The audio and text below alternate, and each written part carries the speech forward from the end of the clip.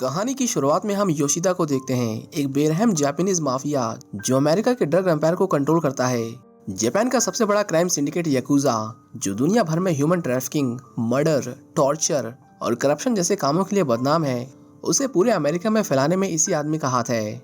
एक रात उसके कुछ लोग हथियारों से लैस एक नाइट क्लब में जाते हैं। उनका मकसद था योशिदा के सबसे बड़े दुश्मन तनाका और उनकी गैंग को खत्म करना और उनके बिजनेस को हथियाना। जैसे ही वो वहां पहुंचे, उन्होंने देखा कि तनाका एक अंडरग्राउंड फाइटिंग होस्ट कर रहा था। इससे पहले कि वो अपने प्लान को अंजाम दे पाते, वहां अचानक डिटेक्टिव क्रिस पहुंच जाता है।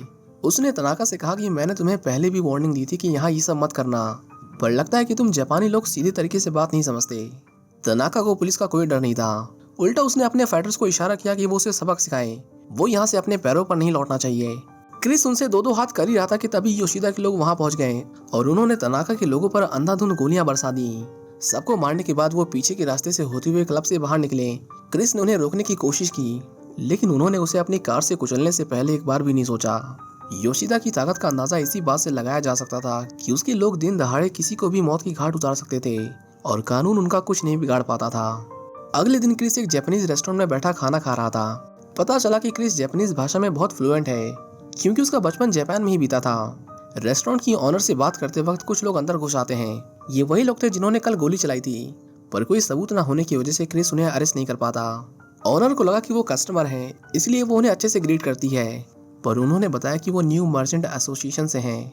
आपकी यहाँ बहुत इज्जत है, जाहिर है कमाई भी उसी हिसाब से होती होगी। हम आपसे डोनेशन लेने आए हैं। ऑनर ने बताया कि वो हर साल फेस्टिवल के लिए पैसे दान करती है, पर उसे जल्दी समझ आ गया कि ये लोग गुंडे मवाली हैं जो डरा धमकाकर हफ्ता वसूलने आए हैं। उन्होंने कहा, हमें टाइम पर पैसे मिल जाने चाहिए, कोई तुम्हें परेशान नहीं करेगा, लेकिन अगर पैसे नहीं आए तो हम कोई मदद नहीं कर सकते।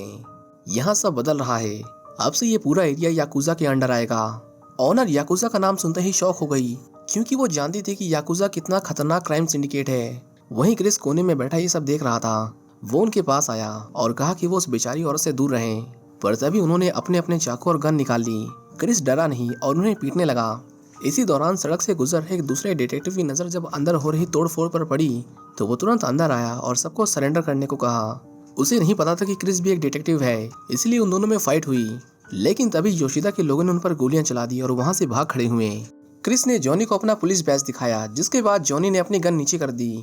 इस लड़ाई से उस औरत का बहुत नुकसान हुआ था, पर क्रिस ने उन्हें भरोसा दिलाया कि वो दोबारा यहाँ नहीं आएंगे। पता चला कि जॉनी क्रिस को ही ढूंढ रहा था। उसने कहा, मैं तुम्हारा नया पार्टनर हूँ, अब से हमें साथ में ही काम करना है। क्रिस उसे पहले ही दिन से नापसंद करने लगा था, पर वो उसे कुछ नहीं कहता, क्योंकि वो जानता था कि ये कुछ दिनों बाद अपने आप ही परेशान होकर भाग जाएगा। याकुजा का एक मेंबर उनके हाथ लग गया था। जॉनी ने उसे पूछा, तुम्हारा नाम क्या है, तुम किसके लिए काम करते हो? लेकिन इस आदमी के मुंह से एक शब्द भी नहीं निकलता। क्रिस ने उसके कपड़े फाड़े और देखा कि उसकी पूरी बॉडी पर एक टैटू बना हुआ था। उसे देखकर क्रिस के बचपन की एक दर्दनाक याद ताजा हो गई, जब कुछ लोगों ने उसके परिवार को बेरहमी से मार दिया था। गुस्से में उसने उस आदमी का गला पकड़ लिया और कहा, मुझे वो सब बता दे जो मैं जानना चाहता हूँ, नहीं तो तेरे लिए ठीक नहीं होगा। पर उस आदमी की आंखों में कोई डर नहीं था। भड़की हुए क्रिस को जॉनी वहां से दूर ले गया। उसने पूछा, मुझे बताओ कि ये चल क्या रहा है? क्रिस ने बताया कि ये याकुजा के लिए काम करता है, एक जापानीज माफिया जो ज्यादातर जापान में ऑपरेट करते हैं। क्रिस ने कहा, हमारे बीच बात नहीं बनने वाली, मैं आज ही सीनियर से कहूंगा कि वो तुम्हें रीअसाइन कर दें। जॉनी को उसकी ये बात चुभ गई, पर उसने रिक्वेस्ट की कि वो ऐसा ना करे। जैसे तुम्हें दूसरों के साथ काम करने में दिक्कत होती है, वैसे ही मुझे भी होती है। कम से कम हम यहाँ एक दूसरे को समझने की कोशिश तो कर रहे हैं। इसी बीच जॉनी की नजर याकुजा के उस मेंबर पर पड़ी। उसने कहा, देखो ये कुछ कर रहा है। क्रिस तुरंत उसे रोकने गया, लेकिन बहुत देर हो जाती है। वो आदमी अपनी गर्दन तोड़कर सुसाइड कर लेता है। क्रिस ने बताया कि उसने अपना मन पहले ही बना लिया था। ये लोग इसे सम्मान की मौत कहते हैं। जो इस तरह अपनी जान देता है वो सिंडिकेट के लिए अमर हो जाता है। वहीं दूसरी ओर हम योशिदा को देखते हैं, जिसने तनाका को पकड़ लिया था। तनाका ने कहा, बोनसाई क्लब और वहाँ की सारी लड़कियां तुम्हारी हैं, प्लीज मुझे कुछ मत करना। वो उसे अपना सब कुछ देने को तैयार था, लेकिन योशिदा फिर भी नहीं रुका। उसने तनाका को सबके सामने हाइड्रोलिक प्रेस के नीचे कुचलकर मौत की घाट उतार दिया। अब उसे रोकने वाला कोई नहीं था और इसी खुशी में उसने एक बहुत बड़ी और आलीशान पार्टी रखी। हम वहाँ एक लड़की को देखते हैं जो पहले तनाका के लिए काम करती थी। उसकी दोस्त ओकिया ने उसे बताया कि योशिदा ने उसे मार दिया है, तुम्हें यहाँ नहीं होना चाहिए था। लेकिन इससे पहले एंजल कुछ कर पाती, योशिदा के लोगों ने उसे ढूंढ निकाला और उसे अपने साथ ले गए। योशिदा ने उसे एक वीडियो दिखाई जो उन्होंने बाथरूम में लगे एक सीक्रेट कैमरे से रिकॉर्ड की थी। वीडियो में एंजल तनाका को योशिदा के प्लान के बारे में चेतावनी देते हुए पकड़ी गई थी। कोई उससे गद्दारी करे ये योशिदा को बिल्कुल पसंद नहीं था। पर क्योंकि एंजल खूबसूरत थी इसलिए उसने कहा कि मैं तुम्हें कुछ नहीं करूंगा, अगर तुम मेरे लिए काम करो तो। एंजल अपनी जान बचाने के लिए खुशी खुशी तैयार हो गई। योशिदा उसे पकड़ लेता है और उसके साथ इंटीमेट होने लगता है। उसने उसे एक खास तरह का ड्रग दिया जिसे उसने आज ही जापान से इंपोर्ट किया था। इसके बाद दोनों फिजिकल होने लगे, पर एंजल उसके असली इरादे से अनजान थी। जैसे ही उस पर नशे का असर हुआ, योशिदा ने अपने आदमी से कटाना मांगी और उसी कटाने से उसने एंजल का सर धड़ से अलग कर दिया। ये सब करते हुए उसने सब कुछ रिकॉर्ड कर लिया था ताकि अगली बार कोई उसे धोखा देने की सोचे तो अंजाम के लिए तैयार रहे। अगले दिन क्रिस और जॉनी क्राइम सीन पर आते हैं। फॉरेंसिक टीम बताती है कि जिसने भी इस लड़की का सर काटा है वो सच में अपने काम में माहिर है, क्योंकि इतना क्लीन कट सिर्फ एक समुराई ही कर सकता है। पर उसने ये भी बताया कि उसे मारने की जरूरत नहीं थी, क्योंकि उसकी बॉडी में ऑलरेडी इतना ड्रग था कि वो वैसे भी मर जाती। क्रिस ने पूछा वो ड्रग क्या था, जिस पर डॉक्टर ने बताया कि ये ब्लैक मार्केट में बिग आइस के नाम से फेमस है, पर ये यहाँ नहीं मिलता। ये जापान का ड्रग है और सिर्फ वहीं बेचा और खरीदा जाता है।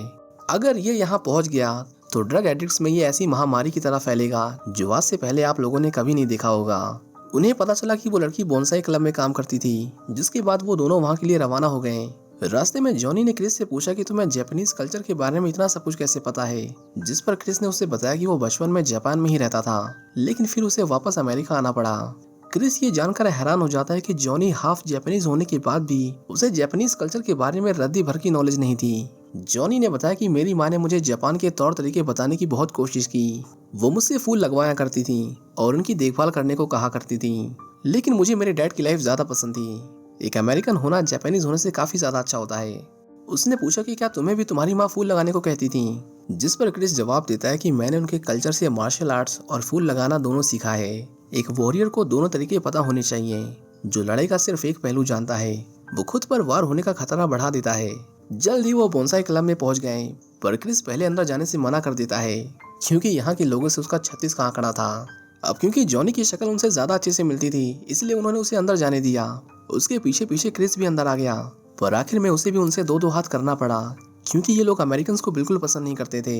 अंदर घुसते ही उनका सामना जापानियों के अजीबोगरीब शौक से हुआ। उन्होंने देखा कि वहाँ लड़कियों की बॉडी पर खाना रखकर खाया जा रहा था। कुछ लड़कियां तो बिना कपड़ों के सुमो रेसलिंग कर रही थीं। जॉनी की आंखें फटी की फटी रह गईं, पर क्रिस के लिए ये नया नहीं था।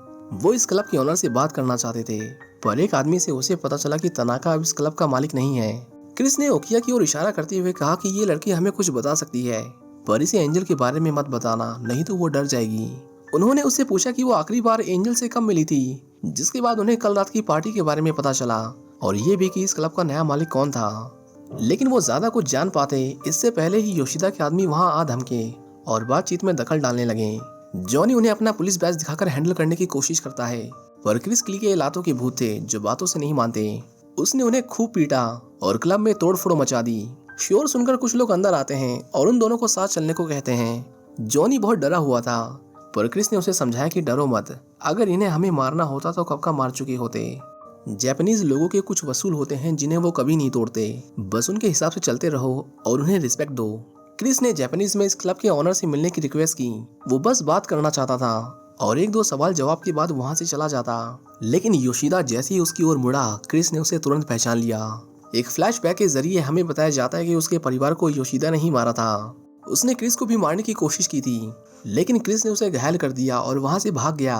उसका दिया हुआ घाव आज भी योशिदा के चेहरे पर था। बदले की आग में जल रहे क्रिस ने तुरंत उसके सर पर बंदूक तान दी और देखा कि उसकी बॉडी पर याकुजा सिंडिकेट का टैटू था। योशिदा उसे अभी भी नहीं पहचान पाया था। उसने पूछा कि क्या हम कभी मिले हैं, जिस पर क्रिस ने जवाब दिया हाँ, जब मैं तुझसे मिला था उसका निशान आज भी तेरे चेहरे पर है। योशिदा को याद आया कि ये वही लड़का है जिसे उसने सालों पहले जिंदा छोड़ दिया था। उसने कहा मैं जानता था कि तुम एक दिन जरूर आओगे, अच्छा किया खुद ही चलकर आ गए, वरना मुझे इंतजार करना पड़ता। उसके सर पर गन थी, पर उसकी आंखों में रद्दी भर डर नहीं था। उसने कहा क्या सोच रहे हो, गोली चलाओ और ले लो अपने परिवार का बदला। दोनों के बीच सिचुएशन काफी टेंस हो गई थी। इसी बीच जॉनी ने उन्हें अपना बैज दिखाया और कहा कि हम पुलिस वाले हैं और एक पुलिस वाले को मारना अच्छी बात नहीं है, तुम लोग मुसीबत में पड़ सकते हो। पर उसकी बातों से उन्हें जरा भी फर्क नहीं पड़ा। जिसके बाद उसने क्रिस को समझाने की कोशिश की।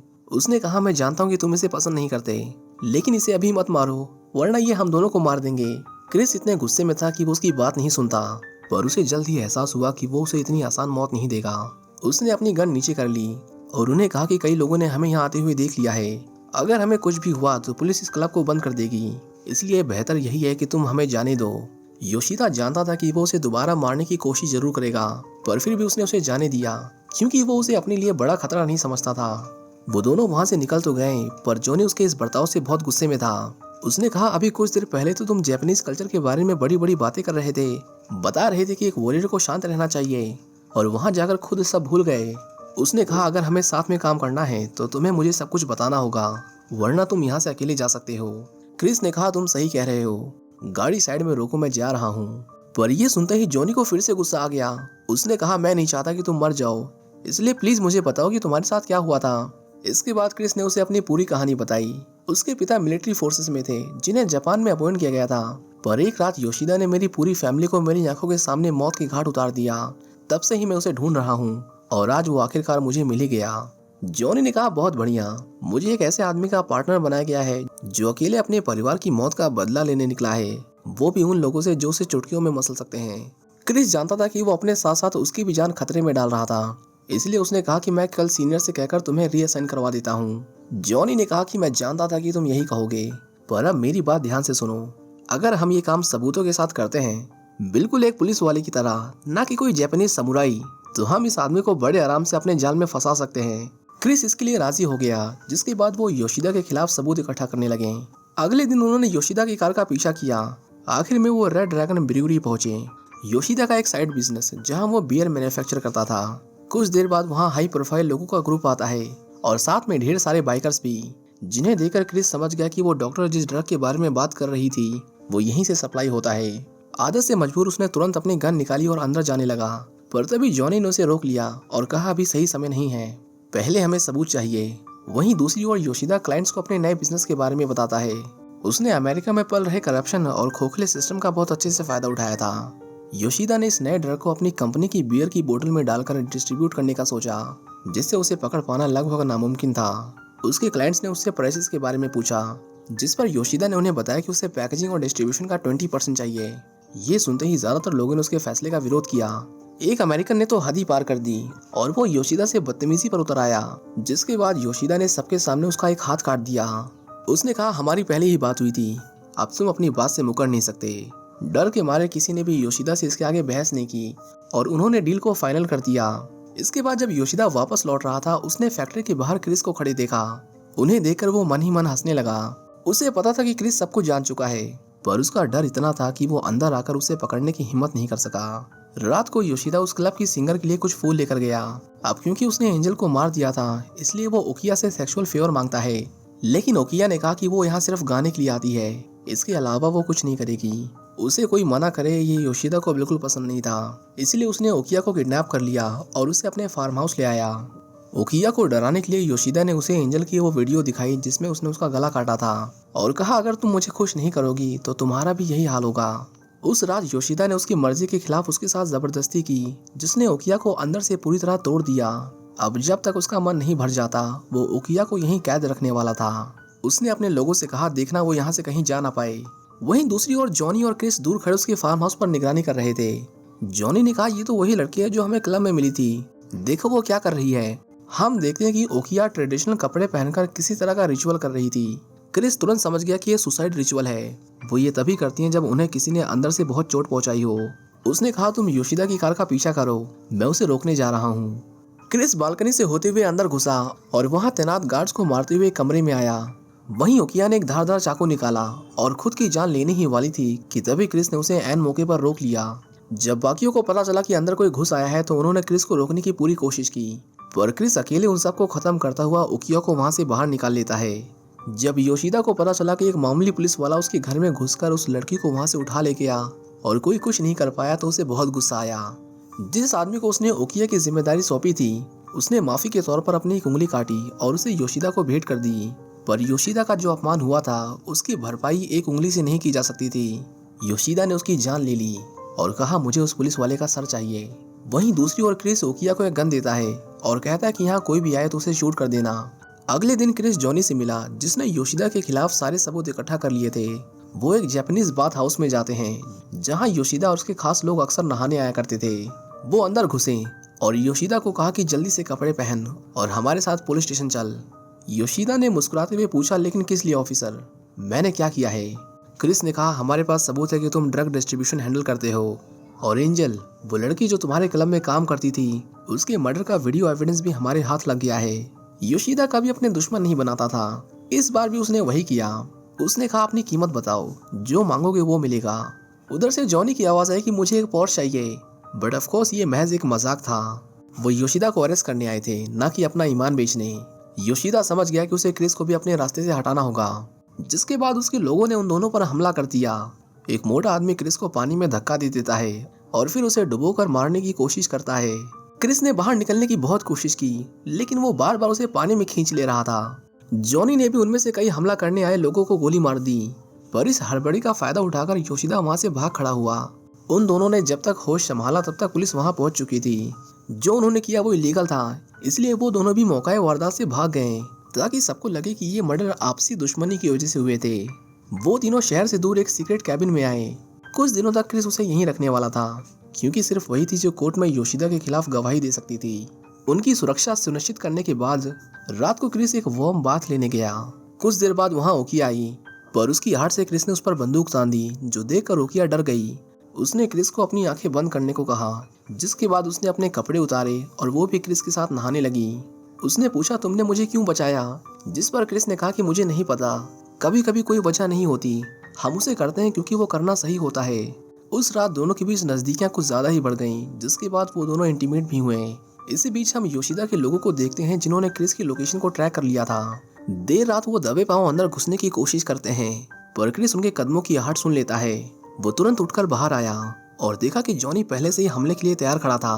क्रिस ने एक अलमारी से ढेर सारे चाकू और ब्लेड्स निकाले और फिर एक एक करके अंदर घुसने वाले हर एक आदमी पर बिल्कुल सटीक निशाना लगाकर उन्हें मार गिराया। वो जीत ही रहे थे कि तभी क्रिस ने ओकिया की चीख सुनी। उन लोगों ने उसे बंदी बना लिया था, जिसके बाद उन्हें अपने हथियार डालने पड़े। हमले के सबूत मिटाने के लिए उन्होंने क्रिस के पूरे घर को जला डाला और फिर उन्हें बंदी बनाकर योशिदा के पास ले आए। जॉनी कहता है, प्लीज हमें मत मारो, हम किसी को कुछ नहीं बताएंगे। पर क्रिस ने उसे समझाया कि उसे जान के भीख मत मांगो, वो हमें वैसे भी मारने वाला है। योशिदा ने कहा कि इन तारों में इतना करंट है कि वो तुम्हारी मसल को इस हद तक सिकोड़ देगा कि वो टूटकर 2 हिस्सों में बढ़ जाएंगी, और ये सिलसिला तब तक चलता रहेगा जब तक तुम दोनों दर्द से तड़प कर मर नहीं जाते।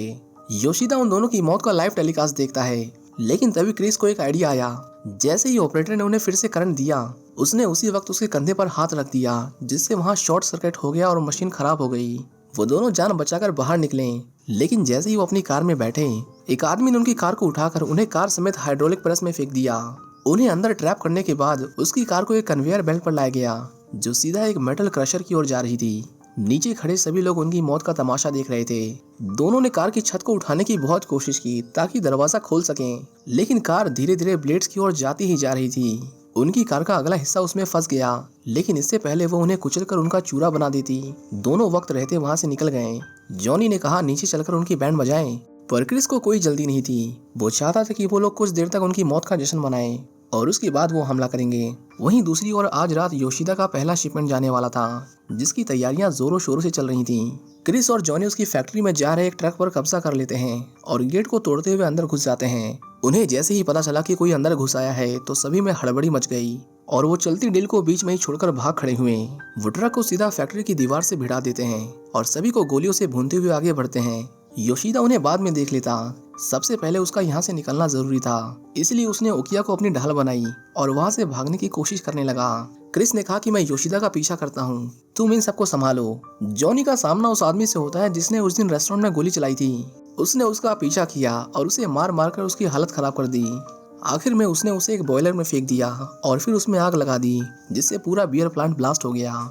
वहीं दूसरी ओर क्रिस, जो योशिदा का पीछा कर रहा था, उसके सैकड़ों गुंडों को मारता हुआ किसी तरह उस तक पहुंचने की कोशिश करता है। पर आगे चलकर उसने देखा कि योशिदा ने ओकिया को एक फ्यूल टैंक से बांधकर उसके ऊपर पेट्रोल छिड़क दिया था। क्रिस ने कहा, ये हमारे बीच है, उसे जाने दो, पर योशिदा नहीं माना और आग लगाकर भाग गया। इससे पहले ओकिया जलकर मर जाती, क्रिस ने सही समय पर उसे छुड़ा लिया और उसकी जान बचा ली। योशिदा की पूरी फैक्ट्री धूं धूं करके आग में जल रही थी, जिसे देखकर उसका खून खौल उठा। वो भागकर एक जापानीज परेड में घुस गया ताकि अपनी जान बचा सके।